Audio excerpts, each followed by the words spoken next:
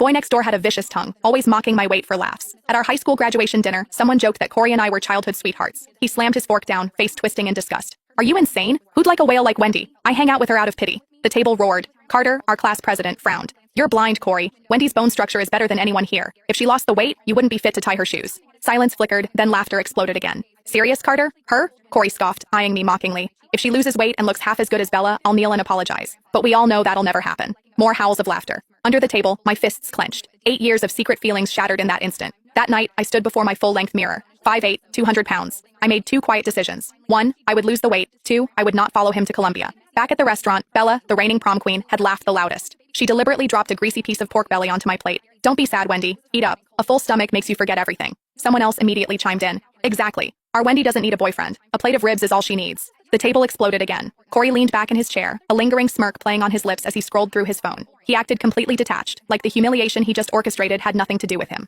Carter shot him a dark look but chose not to start a fight. Meanwhile, Bella leaned over and whispered something directly into Corey's ear. Corey let out a low, husky chuckle. It wasn't loud, but in the chaotic room, I heard it perfectly. I set my chopsticks down on the ceramic rest. I'm heading out. Bella instantly plastered on a mask of fake concern. Wendy, please don't be mad. We were honestly just joking around. I ignored her completely. I grabbed my purse and walked toward the exit. As I passed Corey's chair, he didn't even bother to look up. He was too busy texting Bella. I stopped right beside him. Corey? He finally lifted his head, his eyes laced with heavy impatience. What? Every single word you said today. My voice was eerily quiet. One day, you are going to regret them. He raised an eyebrow, letting out a dismissive scoff. Me? Regret? I guarantee you I will never. I didn't stick around to hear the rest. I pushed the heavy restaurant doors open and walked out into the night. The street was suffocatingly quiet. My hands were shaking violently, but I refused to let a single tear fall. It wasn't that I didn't feel the pain. It was because it hurt so deeply that crying felt completely useless. My best friend Gemma chased after me, grabbing my wrist tightly. Wendy, I swear to God I will go back in there right now and dump a drink on his... Gemma. I cut her off, my voice raw and scraped hollow. Just walk with me. The amber streetlights stretched our shadows out across the pavement. We walked for a long time before I finally spoke again.